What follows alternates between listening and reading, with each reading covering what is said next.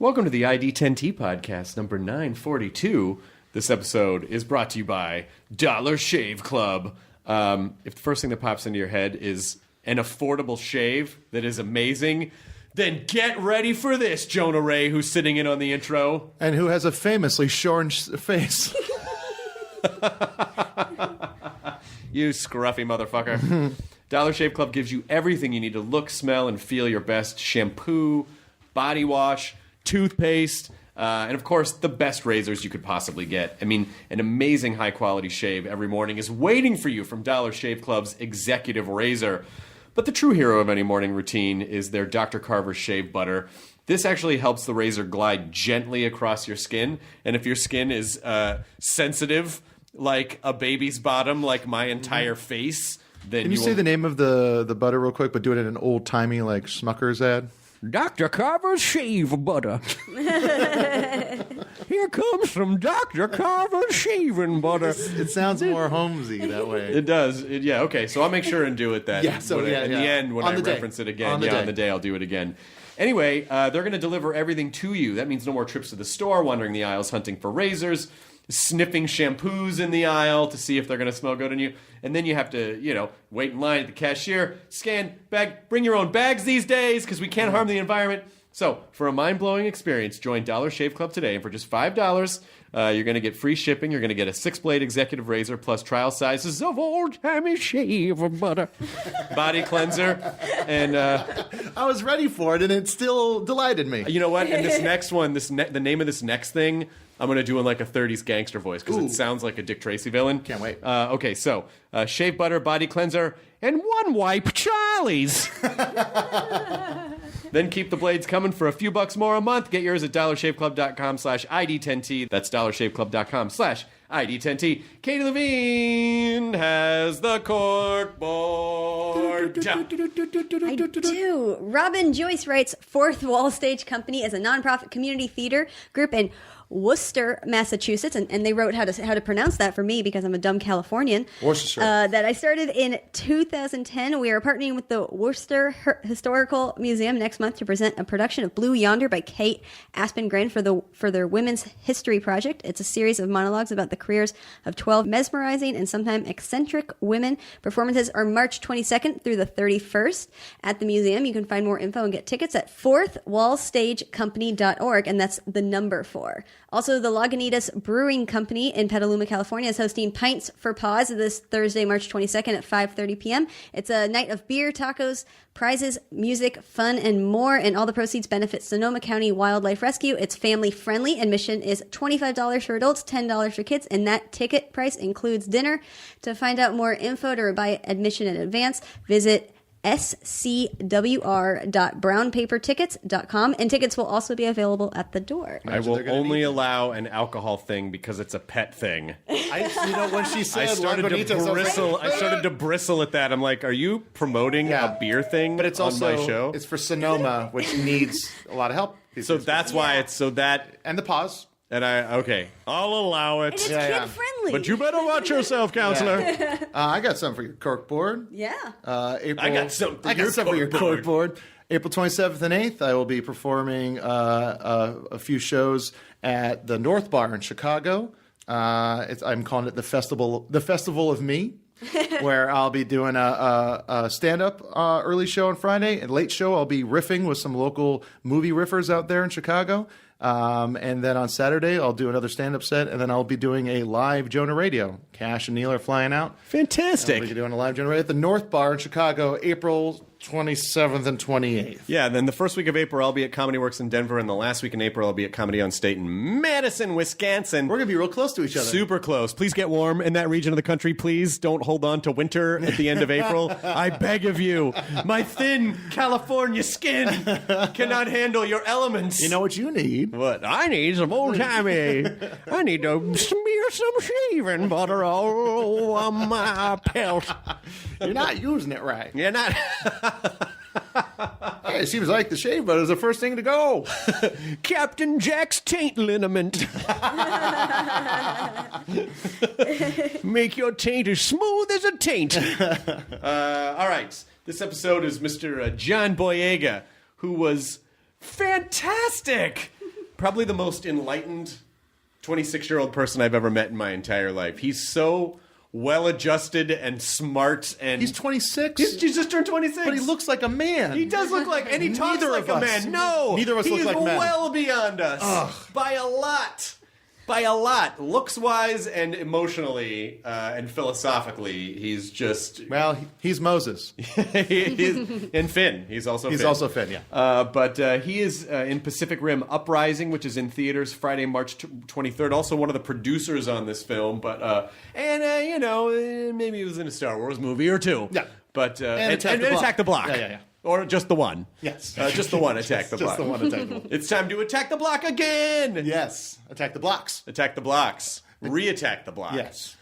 Rebuild the block. Rebuild the block. Yeah. It's just about rebuilding the infrastructure and the roads. Attack the neighborhood. Attack the block later. So wait, what's bigger than a block? A neighborhood. Yeah, attack the neighbor. That doesn't. No. Doesn't really sound. Attack the street. Attack the street. Attack the county. Attack this district. Attack the blocks. Attack the zone. Attack the zone. Zone it. Yeah, Zone it in. we get it. Yeah, we really zoned this one in. Anyway, John Boyega is great. He is on this episode of the podcast, which is also brought to you by Spotify. If you like podcasts, and if you're listening to this, I'm guessing that you do. Spotify makes it easy for you to stream this podcast and many others like it on your mobile device, desktop app, smart speaker. Open the app on your mobile device or desktop, click the Browse channel, and then click the podcast section. And you can stay thoroughly entertained during your commute to work, drive home, downtime, exercise time, work time when you're supposed to be paying attention to your relationship, but you're tuning out because you have avoidance issues. All thanks to Spotify. Listen to the podcast on Spotify. Also, LinkedIn sponsoring this episode. A business is only as strong as its people, and every hire matters. So don't settle for posting and hoping the right person will find your role and apply. You post to job boards and you hope that you're going to find the right person for the job. But think about it. How often do you check job boards, Jonah? Constantly. That's what I thought. For most people, it's very occasional. But then there's a place where people go to grow professionally and explore job opportunities. 70% of the United States workforce is there, and that is LinkedIn. It is the world's largest professional network. What a great way to find talent for your job. Just ask any of the hundreds of thousands of businesses who have posted to LinkedIn jobs over the past year. And because LinkedIn considers skills, experiences, locations, and more to match and promote your job potential to your candidates, businesses rate LinkedIn jobs 40% higher than job boards at delivering quality candidates. 22 million professionals view and apply to jobs at LinkedIn every week. If you're not using it for your hiring needs, you're missing out. Go to linkedin.com/ I tried. Didn't really work there. Yeah. Didn't really work there. Yeah. Go to linkedin.com/ID10T to get a $50 credit toward your first job post. That's linkedin.com/ID10T for $50 credit today. Terms and conditions apply. Here's the ID10T podcast number 942. The intro with Jonah Ray, podcast without Jonah Ray, Isn't that fun? but includes John Boyega. Katie, get ready for the wildest ride in the world. Now, this counts as me doing the entire podcast, and I can get paid for it, even though I wasn't there, right? Katie, edit this man out of my podcast. Katie, hurry up. Start the thing. Please start the thing before Jonah squeezes me for another dime. Step. Slam. I mean, like I love it. Glasses we use every single day. I love this. This is what I'm talking about. These are the old, in the 80s, like Burger King did their old collector glasses. I was going to ask because I was like, this looks pretty classic. I mean, Lando is looking exactly like me right now. Maybe a foresight thing going on there. This is a classic Lando. Yeah, these are all old collector items. And did they do that in England? Did they ever do like a wave of collector glasses and stuff with Happy Meals? And I'm sure they did. Yeah, I mean, I first got a figure that I think was from a Happy Meal. It was Darth Maul. It was during the prequels. Oh, nice, yeah. So I'm sure that McDonald's deal goes way back. It probably does. Yeah. I know that sounds like a dumb question. Like, in England, do you guys get toys? No. Yes, we are affected by Western culture too. But I didn't know how much... I might be wrong about this, but I feel like Comic-Con is not necessarily as old in England as it is here in the States. Oh, yeah. Comic-Con is a toddler right now, actually. A toddler with a very wild appeal. Yeah. And people love it in the UK. And there's also many other cons, that I haven't even heard about. And they're springing out of nowhere. And, yeah. a lot is happening in terms of the power of the nerd in the UK. So it's cool. And you're very much at the center of it right now. I mean, it's a bit mad.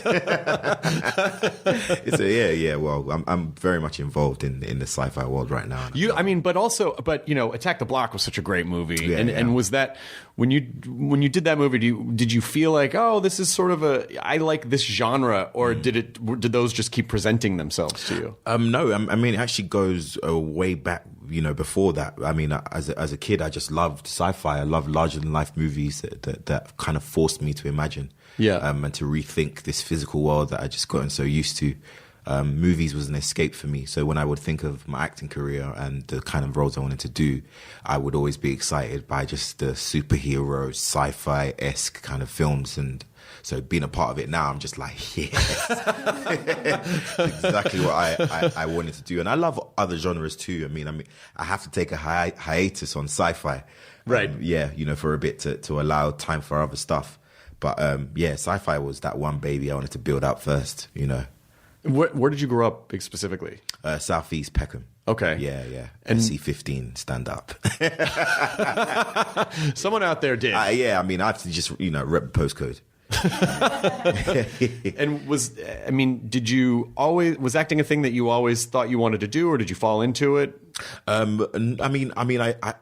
discovered it, like how a kid discovers that they're, good at football, or, how a kid discovers that they might be, better than the other kids, sketching or something. Right. There's just a popularity thing that comes with, whatever you're good at. And in school, we had, drama classes, and I just felt like I always had a great reaction from the kids and the teachers. And so that's how I got into it. I just stuck with what would make my life in school a bit easier, to get to be one of the popular kids.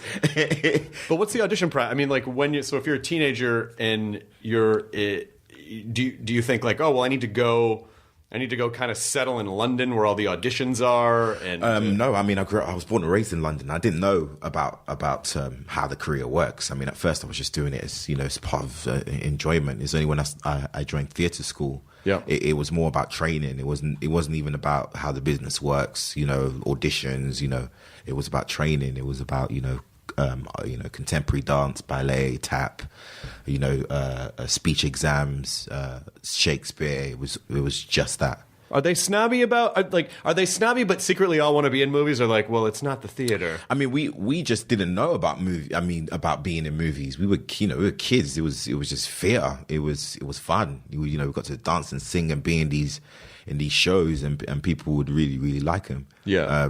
And Theatre Peckham was more of an inner city, kind of theatre school.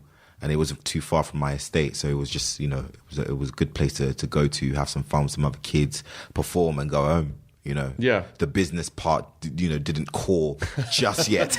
Because we were like, we're still in Peckham, we're just throwing on, shows based on children's books. Right. We're just, having fun doing it.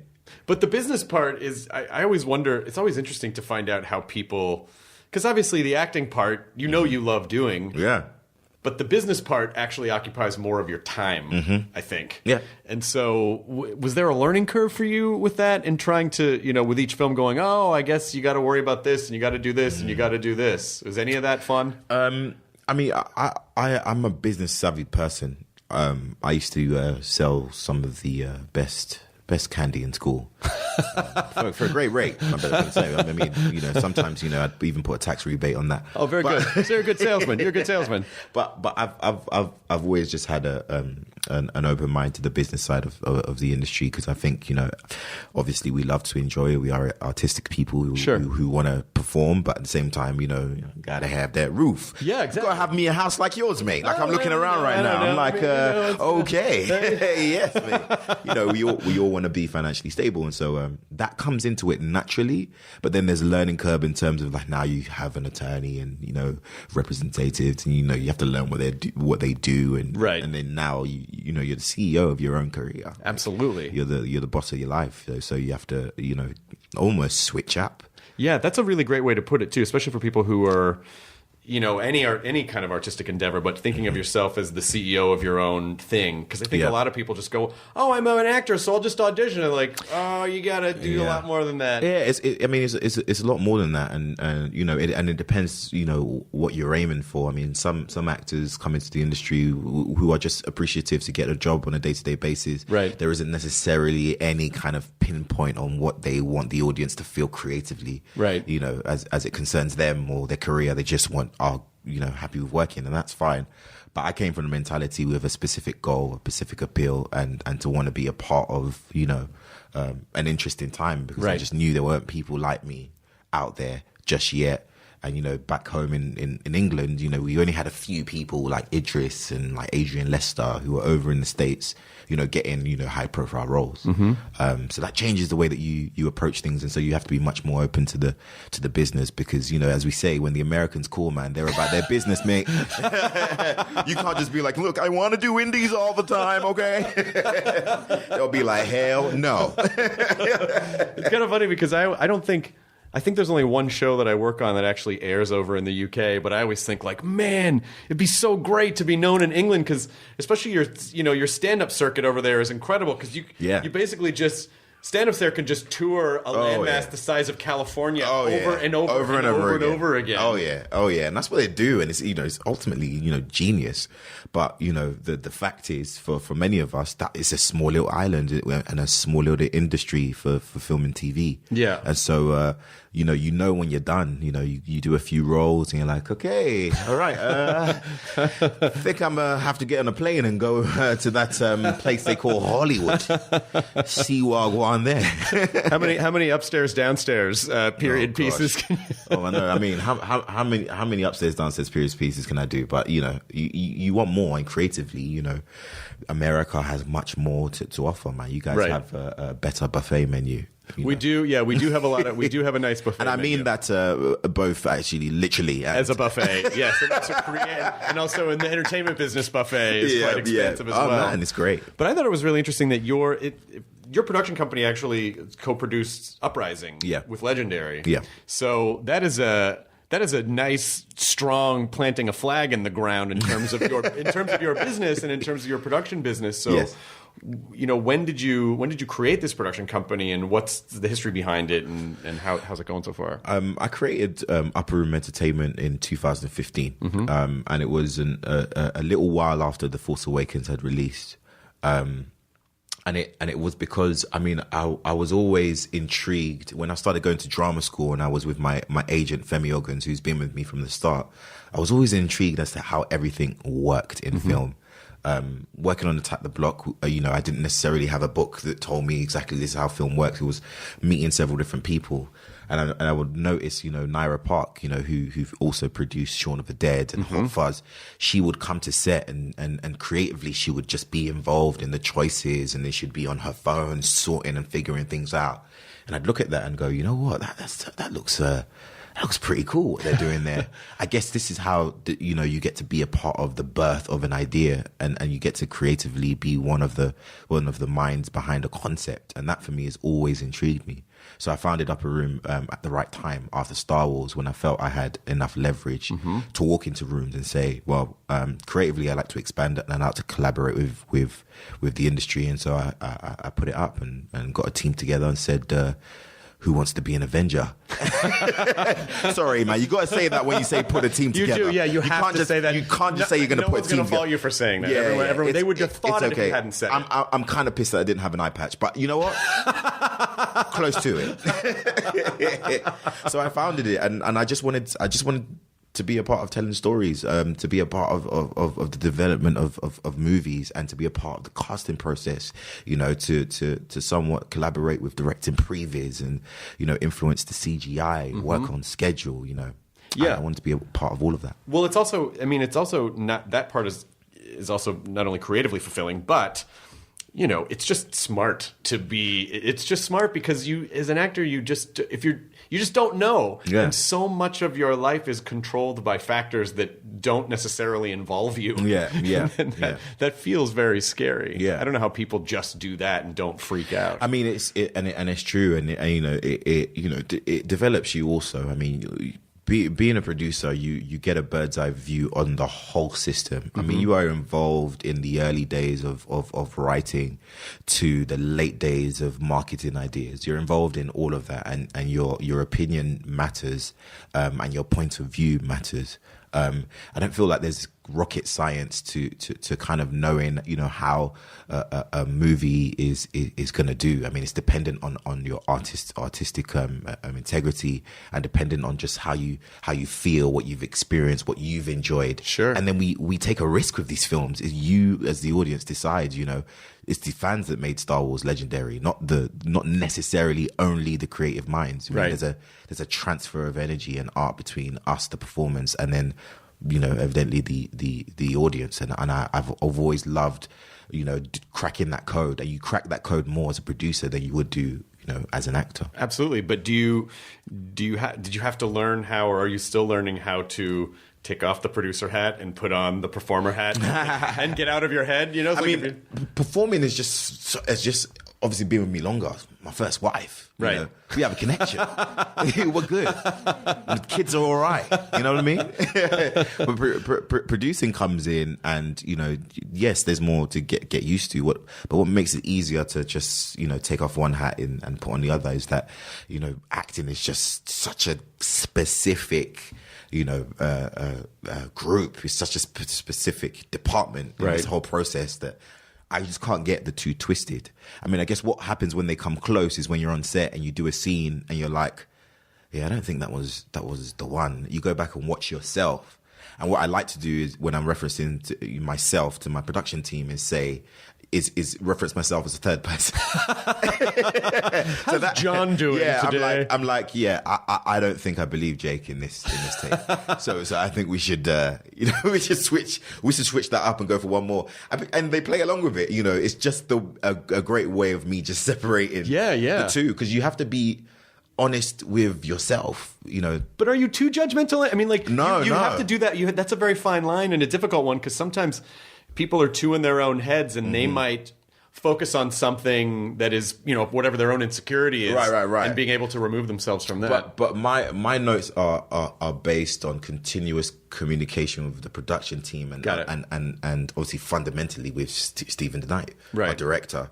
So it's on his wave, and whatever we've collaborated on to kind of like form as our main idea for a scene is always based on that, because I had to, pause, one time when I was thinking about one of the takes, and whether I should email Mary and say, okay, we might need to do a reshoot schedule and put that scene and do it again. And I'm like, wait, hold on a second. For what we discussed and decided, for what the intention of the scene was decided and discussed by me and the team, and the scene does just that. So leave it be.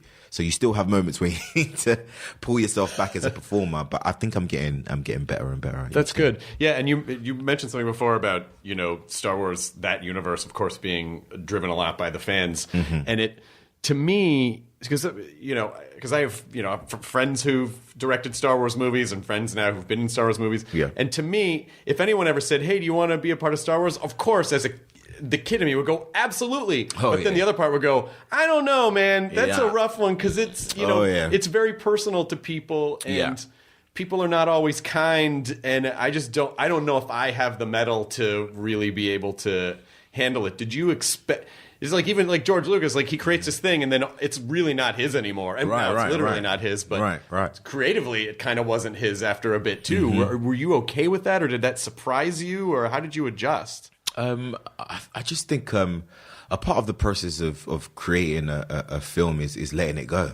Yeah, you let it go when your baby is no longer a child in the house, which you're trying to perfect for the world, and you prepare this child, and then you send this child to different territories. China gets it, Japan gets it, the UK gets it. There's different approaches to trailers and all that, and you literally see your creative egg go out into the world, and it's shared. Everyone shares it. Some people don't like it. Some people like it. Some people just like, eh. And you just have to get used to that as being part of the process. And you have to at least, make sure you're spending time in, while you have the time to develop and film, is making it the best you can be. And that's all you can possibly do. Right. That's all you can do, really. I know, but I've always been impressed by your you just sort of radiate positivity in the face of, sometimes like really toxic negativity. Yeah, man. In a way that, when they did the original any of the original Star Wars, there was no social media. There was no, like people didn't have a place to comment. They might write a letter, but who was ever going to see that? That was a significant thing about Episode 7. I had to pause sometimes with talking to Daisy when me and Daisy would have these moments where it was like an out-of-body experience where we'd be on set and we'd like look around and be like, we are actually going to be in a Star Wars movie. Yeah. And we would reference the kind of, response from the audience that we would expect. And, we would talk about it, in full transparency and be like, this is huge. We're going to expect some negative comments and positive comments, but regardless, you got to stay positive because, to be honest, you have to be in a certain position for people to judge you like this. Absolutely. You have to have, defeated a really big obstacle and become successful for people to be like, I don't think John was great in that Star Wars movie. And I'm there like, wait, I'm in a Star Wars movie? Repeat that last part. In a Star Wars movie. Yeah. How many Star Wars movies are you in? Zero, right? I mean, it's like, I didn't like it, I don't feel Finn maybe good enough in the third installment. Wait, I made it past the second? It's great, and that for me is how I live life every day. It's not always positive. Like, I have access to obviously of other emotions, just of course. But it's positive. And to be honest, most Star Wars fans are brilliant. They're fantastic. Yeah, they're supportive. And even I've met fans who don't creatively agree with some of the movies, but I'm still able to talk and have discussions with them, and debate about it, and it's all good. Yeah, and I'm cool with that. That's great. I mean, and I love that idea too. It just made me think. I've never thought of it this way, but it's really just kind of like, what part of the sentence do you focus on? Yeah. I didn't like you in that Star Wars movie. Hey, I'm going to focus on the Star Wars movie part. It's because genuinely growing up with Star Wars, like, I saw Star Wars as Star Wars. Like, I didn't think to myself, I knew I was going to be a part of sci-fi, and I was working towards being a part of sci-fi in a very, very cool way. But I didn't know it would be Star Wars specifically. Right. I mean, I am not the Lord Jesus Christ. I don't have, that foresight. But for me, I was just like, this is every day. It's a shock to me. Like, I'm still not over it. And I thought I would be after 2 movies, but I'm not over it. It's crazy. I mean, it's nuts. And the second that you were announced, it's that first teaser, because JJ did a really great job of kind of seeding stuff out on Instagram and little bits and pieces. Oh, yeah. You'd see BB-8 kind of roll in the back. What's that? Like, it was such a great, and instantly the second, like you crawl out, like you come over the dune and you pull off a thing, and it's like, now everyone knows who you are. Yeah, it's done. The business doesn't necessarily work that way anymore, where it's just like overnight, right? Holy shit! Everyone knows now. Yeah, it was nuts. I remember JJ showing me that trailer on the iPad. He was like, "Well, this is what we're going to release." I remember seeing it, and the first boom, I was just like, "Whoa, damn!" So we're not even going to have a back of the head shot, a little side profile of a line saying, "I want something more to fight for." We're not going to do that. We're just going to go, boom, Star Wars is back, and in a much more a dynamic and powerful way, and I really, that time was crazy for me. It was nuts. Well, and also the other interesting thing about what it seems like you're doing is, as much as Star Wars is a part of your life, working on all these other things so that it doesn't entirely define who you are as a performer. Yeah, I mean, that's a big major thing. I mean, I had done projects before Star Wars. I didn't feel like a newcomer when working on Star Wars. I felt obviously like a newcomer on obviously this kind of exposure was unlike anything I'd ever see. Right. And I knew that this would make me more, relevant in on a day-to-day basis, given obviously the merchandise pool of Star Wars as well. You're a constant reminder to the general public. But for me, it was still shocking. It was still shocking on a day-to-day basis to be part of something so huge, but then to also be like, wait, hold on a second. I need to start packing on other projects too. Right. Because I believe in my own versatility. I believe in my ability to jump into other parts, and I want the audience to believe that too. So I'll go work on other stuff. I wanted to take a break, but yeah, of course, I couldn't do it. Well, yeah, and just like it's almost like the 10-year overnight success story. Like, I've been doing it for a really long time, and then, I mean, I still get people saying, you look like that guy Moses from Attack the Block. The dots are not connected. It's like, whatever happened to that guy? I don't know. I don't know. If he did much elsewhere. Hope he's well. I've heard he's doing a play at Donma. but it was cool, and it has been cool when you experience people who connect the dots and go, oh, okay, you have done other stuff. Yeah. And I continuously do. Yeah, I mean, if there was I almost feel like if there was a way to sort of squeeze out your brain and get that juice for people because the thing that I enjoy hearing you talk is that because you're still a pretty young guy, like man, you still have you're in your mid-20s. Yeah, I think your birthday's coming up, isn't it? Yeah, I'm gonna be 26. Happy almost birthday! Hey. But I don't remember being that comfortable in my skin in my 20s. I remember kind of being freaked out, and there's a really nice confidence, but not like you're not cocky about it, but you just seem very comfortable in your skin. Yeah. So where does that? How does one create that? People are asking. I don't know. I mean, I put out an Instagram post because I wore a really clean outfit and I was feeling myself in the outfit. I just looked at myself and I went, you know what, you look great today. So I put it out on Instagram, and for me, I was just kind of like, I understand how people can be, perceived as cocky sometimes. Sure. Because they're just so comfortable in their own skin. But they're not cocky. The world is just not, it is so sensitive right now that people can't look at themselves and go, wait, let me pinpoint what is positive. Sure. Let me pinpoint what I'm actually doing well at. Because how else are you supposed to be motivated to move forward and to make better decisions if you don't know how far you've come and you're just fixating on what's wrong with you. And so I told my Instagram followers, write and comment something positive about yourself.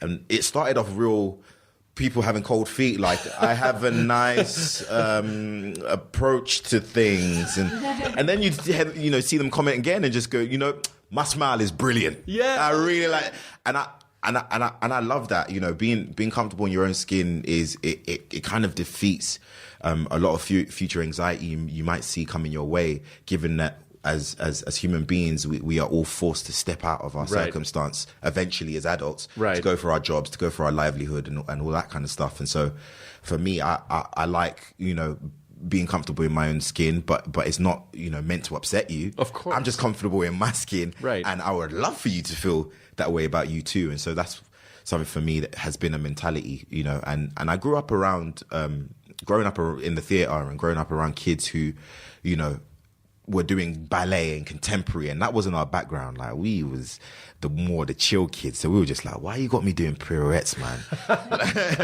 But we were forced to go out of our own skin and be comfortable doing different stuff. And I guess that being a part of me growing up and seeing people like Letitia Wright, who's now Black Panther. Oh my God, she was so good. Yeah, I mean, we were all together training in drama school, and Daniel Kaluuya, who I came across many times, we were part of a group of people who were just kind of like, you know what, we're just gonna be you and try to find your own path in this. And I just guess that's just now embedded in my day-to-day life. Did you ever discuss with these people that you came up with, like what your plans were, what you thought you were going to do or what you wanted to achieve? Were you a support group in any way? Yeah, I mean, a few people, Letitia Wright, obviously who knows in Black Panther, Daniel Kaluuya, who is in Get Out. Yeah. I saw. And also Black Panther? And also Black Panther.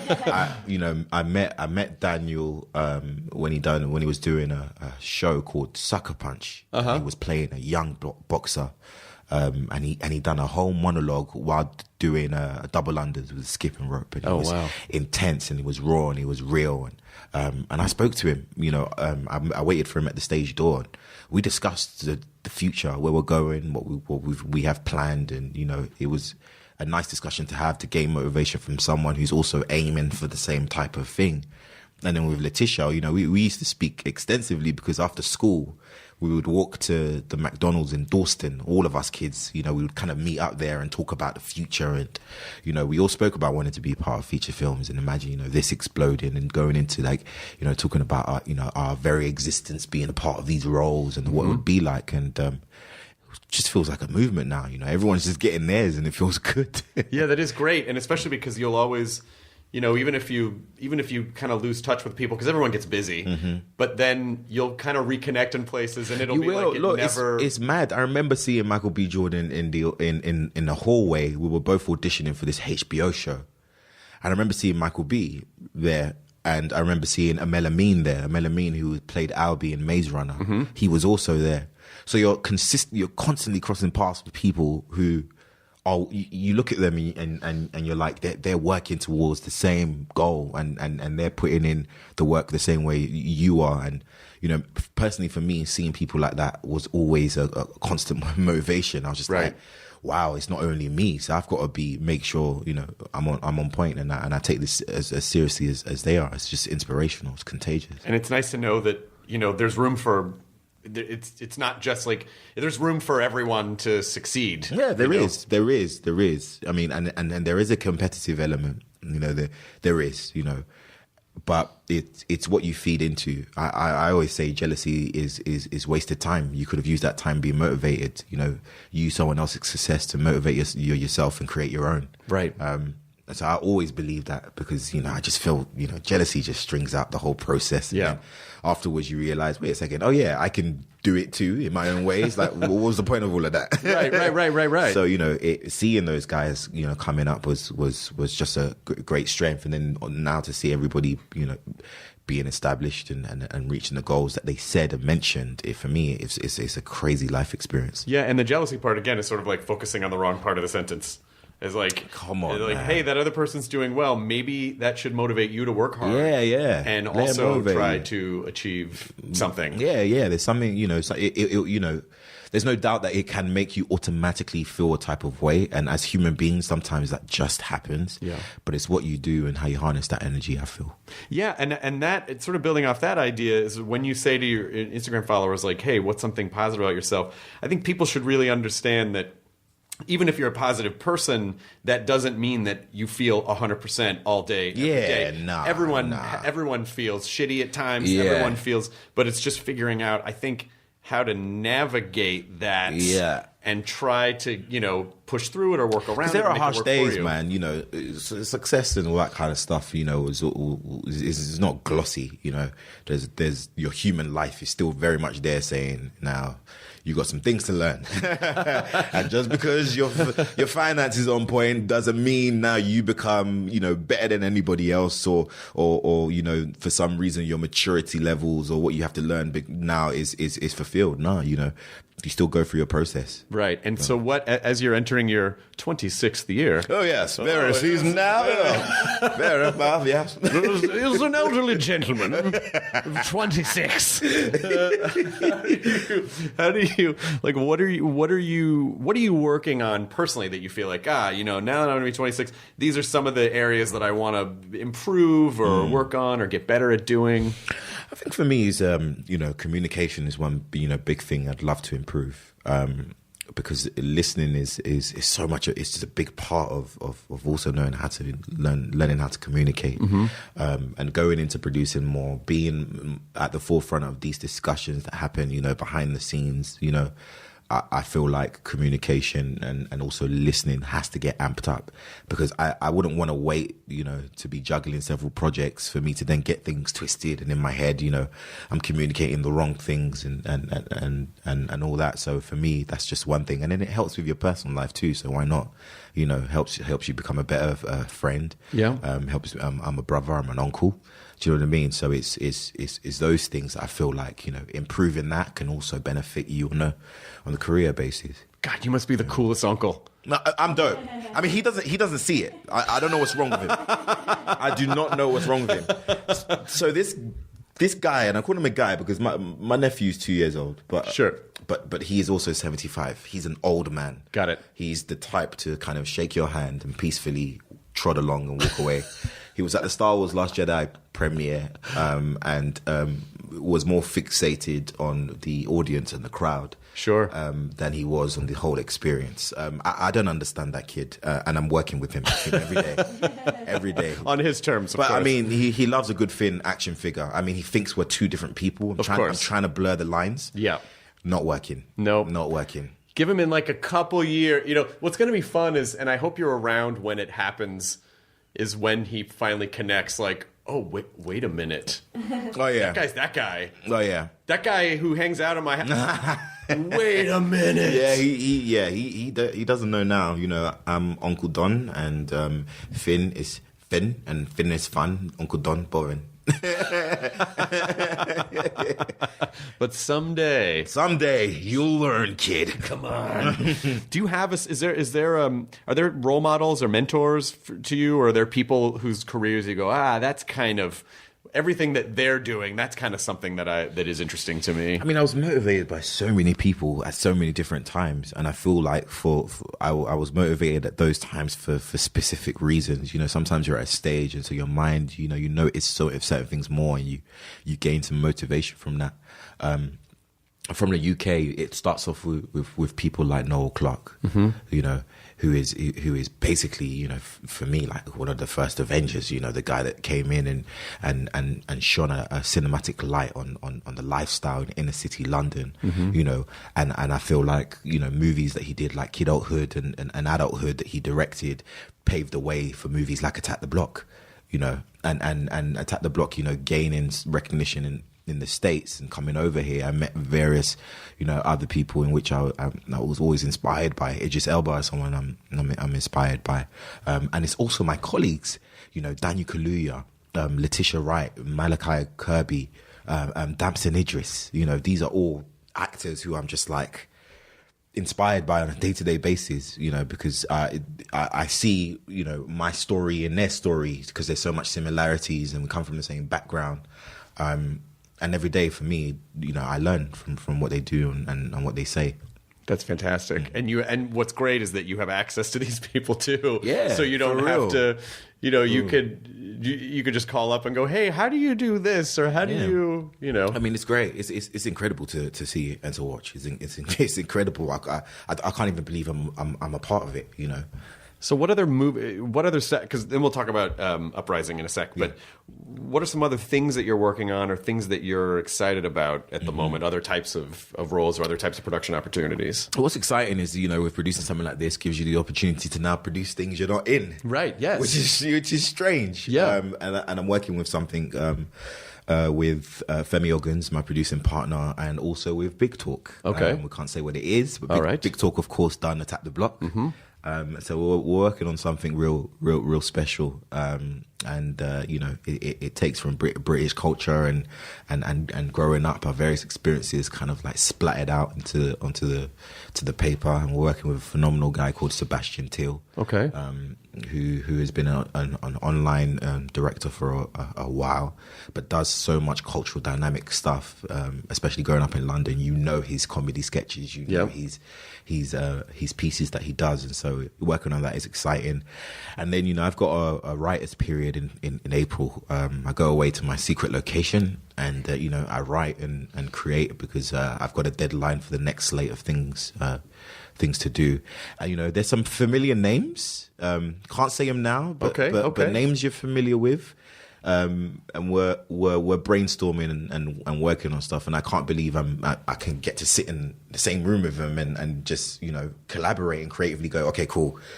What movie do you want to do? What should we help develop? Just build it from scratch. Yeah, definitely. I'm thinking all the time. My mind I just love concepts that are larger than life, and you know, I love dramas and comedies, and so thinking up things is something that I do, you know, just as. And what types of stories do you think are important to tell right now? I mean, besides things that are just like, oh, this is entertaining, like what sorts of culturally important stories do you want to tell, or emotionally important stories do you want to tell? I think, and this actually circles back to Pacific Rim in a way, is something that stood out to me, is that stories that amp up unity for me is something that I really, really love. You know, even thinking about, let's go to the most popcorn, like something like The Avengers, Infinity War. Although it's a superhero movie, although it's larger than life, although, you know, we can't build an Iron Man suit and fly around, what's great is there's something about unity that gets us all excited. Several different people from several different walks of life with unique stories of their own coming together to coexist. Right. Because right now in the world, to coexist is actually some of the most complicated. It's like complicated right now. Just to merely coexist right now, things are sensitive. You know, it's hard to imagine a group of people choosing, you know, mentality-wise, to simply express their differences and to be okay with coexisting regardless. Right. So movies that explore that in an interesting way is brilliant. And I've always said the best sci-fi has the best social commentary. You could read between the lines with E.T. You could even read between the lines with, you know, various different stories like Terminator. You know, it socially had something to say, but without being too preachy. Because sci-fi is sci-fi. Right. But those are the things I want to explore as well. And lately I've done a play on stage called Wojciech that delved into the minds of the emotionally unstable and for those who have mental illness problems. And for me, playing that part was something that exposed a new interest, you know, the unique experiences that the day-to-day man, you know, goes through, but that those of us who are fortunate enough don't necessarily know about is something that I want to explore too.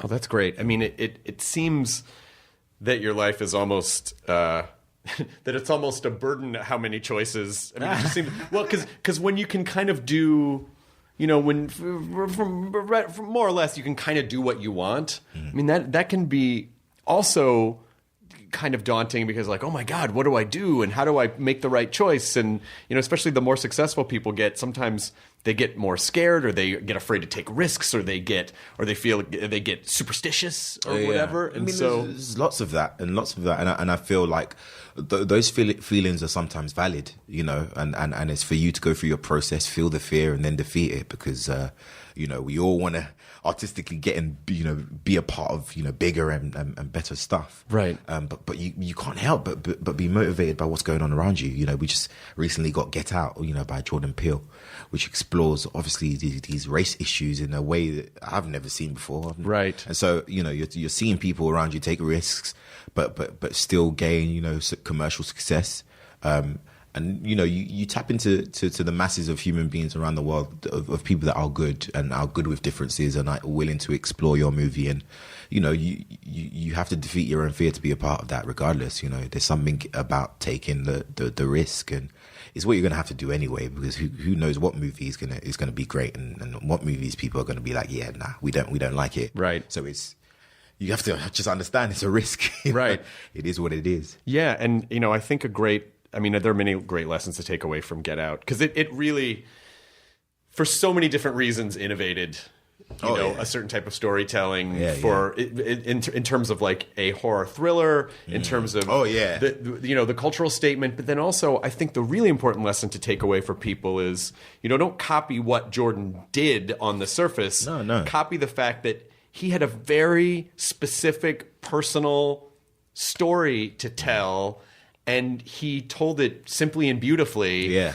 And that's the lesson. Like, find what's personal to you and find what's important to you and tell those stories. Don't chase the audience. Yeah. I mean, what is seen as commercial success is being redefined every day. Yeah. Every day. And I think with much more conscious people that we're getting, who now not only want to be entertained, but they want to be provoked by good characters, good story. It's a great time to create. But also, there's several different platforms. There's platforms for kids too. You know, much more people are suited to creative content that are meant for the younger audience as well. And so there's a way now people are balancing the two. I mean, look at it. Yeah. I mean, like, what the hell, man? You know, I'm not the biggest horror person. You know, I'm not the person that goes in to see every horror film that comes out. But that film just intrigued me in a different way. And so for me, I'm just like, wow, they can do it, man. I'm going to start, you know, I need to start slapping the back of his head, man. Figure something out.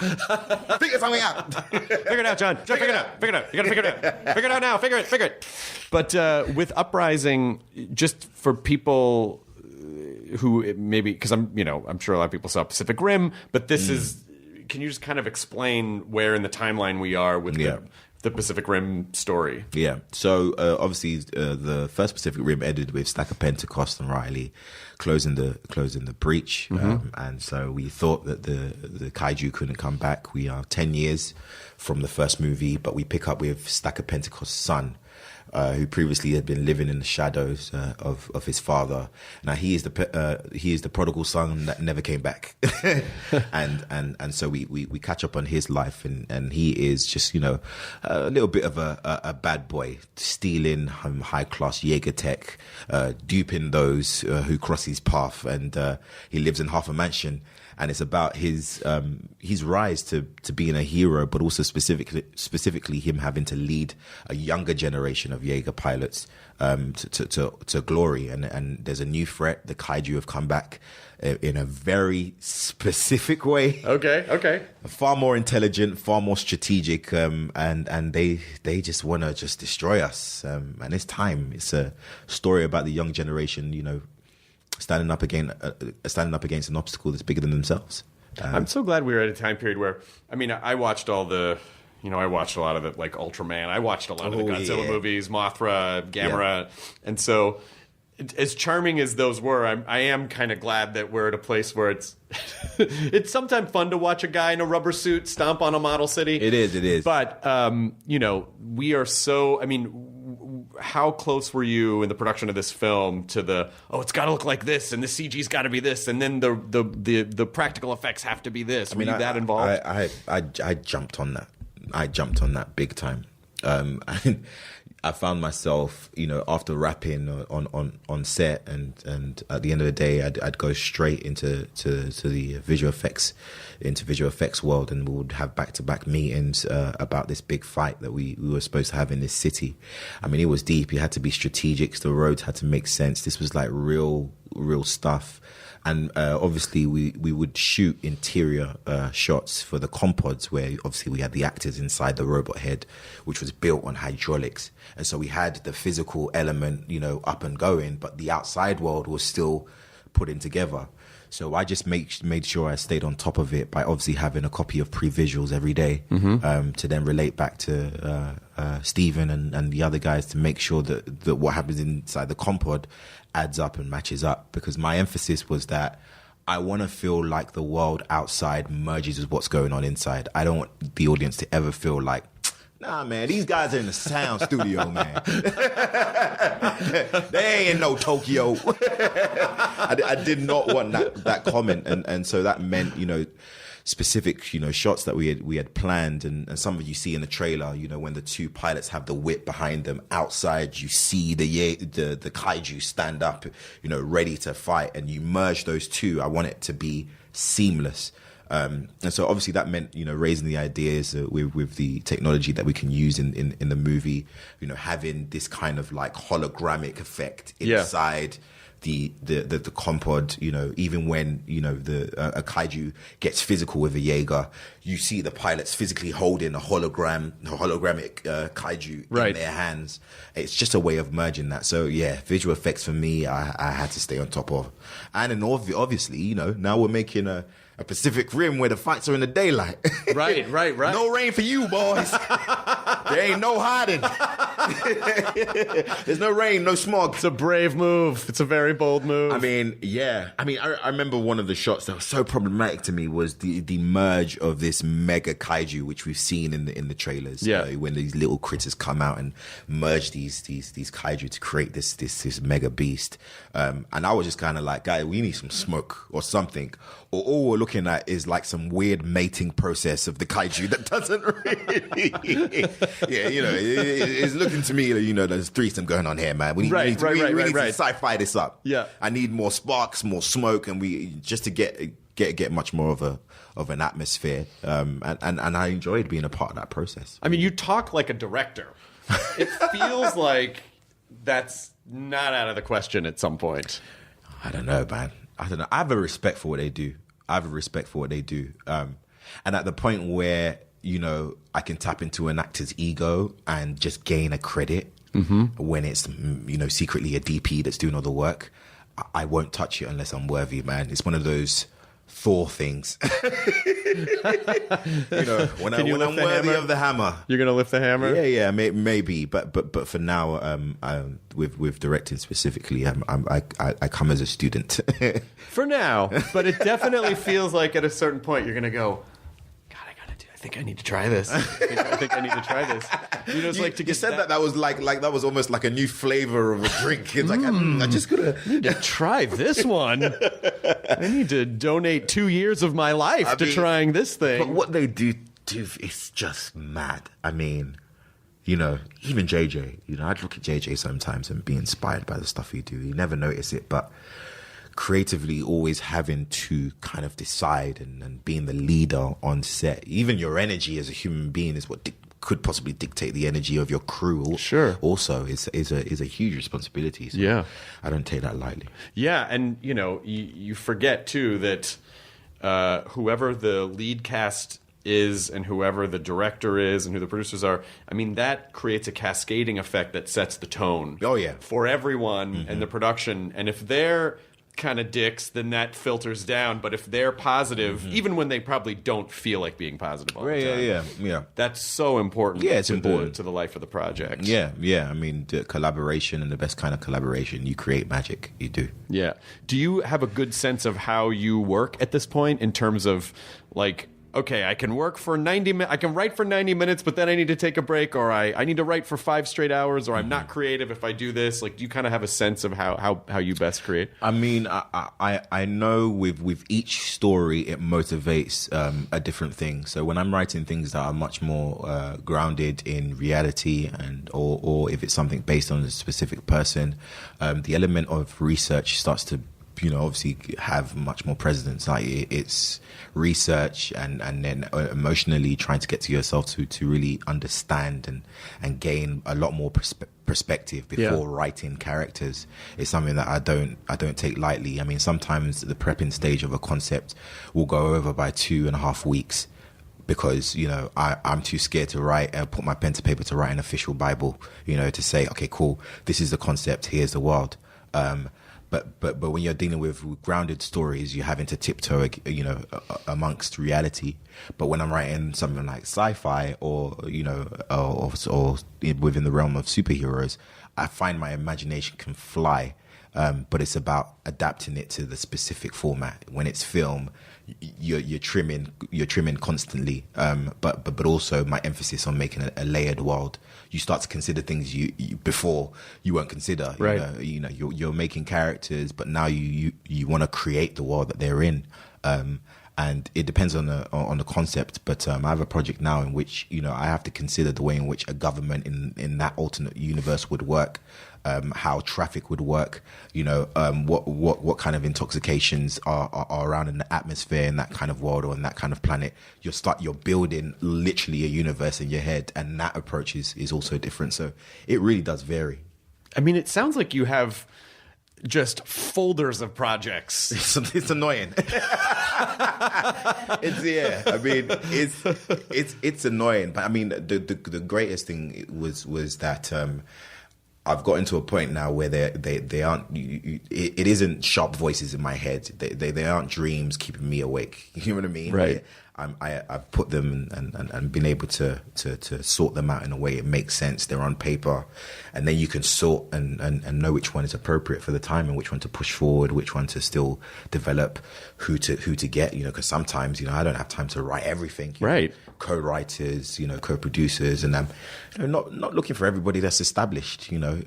Setting up a company is a great time to keep use that. I have a great ear to the ground. Like I still talk to fans of projects and various different people who haven't been given a chance, and then you get to collaborate also on that level. It's like, yeah, let's do it. That's pretty incredible. I mean, I knew you were involved in a lot of stuff, but I didn't know to what degree of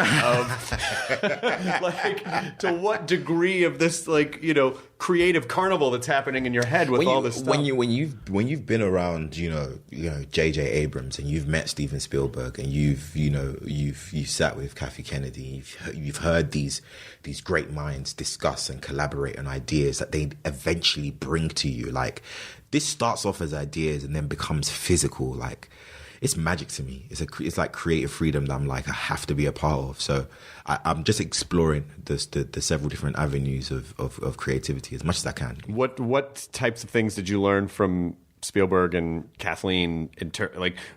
I'm sure you're studying and trying to learn and trying to watch. So what did you what did you absorb from them? Well, what I love. And what was the surprise for me is actually becoming a part of the Star Wars family was seeing how much they support each other. You know, we were filming, you know, additional reshoots at Bad Robot, and Steven, like Spielberg, just rolled through like it was casual, like, and he was on set and spoke to everyone, and there was a moment I can never forget. JJ, I can't remember what it was, but it was on the rooftop of Bad Robot, and we were filming a particular scene. I don't know if it was Daisy filming, but there was a take that JJ done, and JJ wanted to move on. JJ was like, okay, cool, I'm done with this take. But then Spielberg whispered in his ears and was just kind of like, oh, you should probably take a look at this and then try something new. But it wasn't like an authority thing. It was like two friends collaborating on something.